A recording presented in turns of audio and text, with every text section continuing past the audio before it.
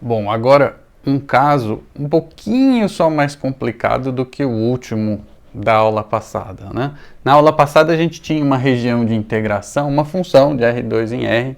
Na verdade, essa função não precisa estar definida em todo R2, mas eu tenho uma função aqui de R2 em R. E uma região de integração, na aula passada era um retângulo, né? O x variava de A até B e o y era de uma constante alfa até uma constante beta. Aqui agora, não, eu tenho duas funções que dependem do ponto x escolhido, e a gente escreve assim, o x está entre A e B, certo? E o y está entre h de x e g de x. Ou seja, para você saber o y de quanto até quanto ele vai, você já precisa saber qual ponto x que você está, né? É como se você fizesse um corte na figura, que você escolheu um x, fez esse corte, agora o y varia desse h de x até esse g de x, né? E aí a gente vê que a gente pode fazer a mesma coisa com o nosso pão de forma, né? No final das contas, você ainda tem um pão de forma, a forma era um pouco troncha embaixo, certo? Mas você pode cortar fatias, né? O único problema aqui é que é meio ruim de cortar fatias em Y, certo? Você teria que saber, a fatia sai daqui do A até não sei quanto, e depois ia ter dois pedaços ali, uma coisa que fica meio ruim. Então no retângulo você podia cortar a fatia assim, você podia cortar a fatia assim, e tanto fazia, né? A ordem de integração não fazia muita diferença. Aqui agora não. Aqui agora o que você vai fazer? Você vai cortar a sua fatia aqui em x, então fixado o x, você vai cortar a fatia e vai fazer a mesma coisa. Você vai ter de novo uma fatia de pão, né? O x está fixado, vou desenhar bem grossa essa fatia. Aqui você tem um delta x, certo? Aí você tem, é a mesma coisa agora. Você tem aí uma fatia, certo? E o que é a área dessa fatia? Não muda nada. A área da fatia é como a gente fez da outra vez, a integral. Só que agora, ó, é daqui até aqui. Então a integral de h de x até g de x, porque o x está fixado, e quando você cortou a fatia, você fixou o x. Então é f de xy dy, né? Você vai fazer o y variar de h de x até g de x, ou seja, daqui até aqui, certo? E vai calcular a área da fatia. Então isso é a área da fatia. Se você multiplicar a área da fatia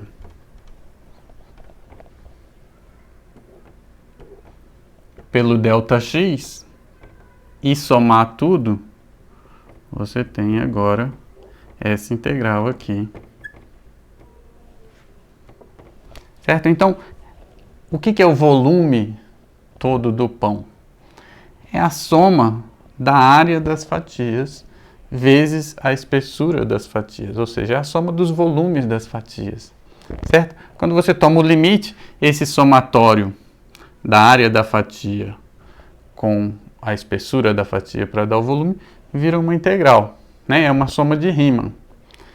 E aqui dentro, a área da fatia já é a integral do cálculo 1 mesmo, né? Uma variável só. Aqui, o detalhe é que você vai tratar x como se fosse uma constante. Então, h de x não é uma função, é uma constante. É quanto a função h assume no ponto x. Então, você vai calcular esse integral de h de x até g de x, não sei o que, com f de x, tudo tratando x como se fosse constante. Depois que você calcular isso, não, agora você vai variar os pontos onde você faz o corte na fatia. Então, isso tudo aqui é uma função, a área da fatia no ponto x, né? É uma função que depende de x. Agora você vai integrar essa função, certo? Esse é o teorema de Fubini para regiões mais gerais, como essa daí, ok?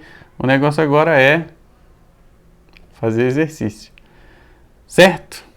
Um detalhe é que aqui agora fica complicado você trocar as regiões, a ordem das integrais. Se você quiser primeiro fazer a integral com respeito a x e depois com respeito a y, você teria que fazer um corte esquisito ali, você ia transformar a sua integral numa coisa muito mais complicada, certo? Agora, tem alguns casos, só para falar um pouquinho mais nesse vídeo antes de eu terminar, mas tem alguns casos, por exemplo, quando a região de integração é uma coisa assim, ó.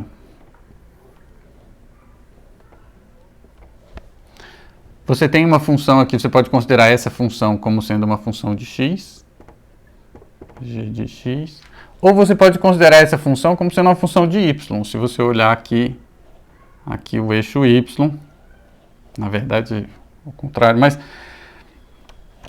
aqui é o eixo y, um pezinho, e aqui para cada y você tem um valor de x. Então isso também pode ser visto como uma função, você pode escrever essa função como uma outra função, um g', linha fica ruim, né? Um k de y, certo? A função, essa função de baixo aqui, vista como uma função de x, é vista como uma função de y, é igual a uma constante, né? Então, para todo y, assume um x constante, que é, por exemplo, um a aqui, né? Então, isso aqui também é uma função de y, isso aqui é uma função de y, se você estiver olhando assim.